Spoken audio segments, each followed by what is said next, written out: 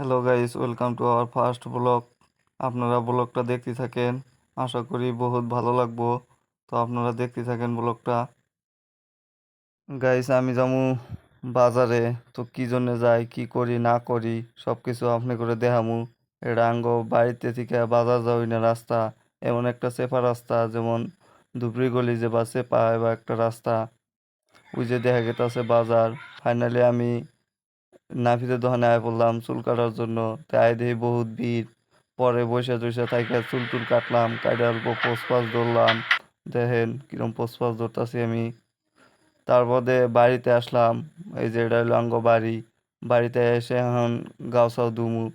ধোয়ার পরে দেখুন, এই যে বাজারে এলাম। ওই যে বাজার, এটা হলো সূর্যমণি বাজার। এটা হলো আঙ্গ মামুর ফার্মাসি।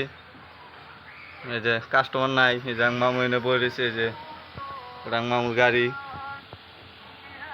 আজকের জন্য বলকে তুলি, টাটা, বাই বাই।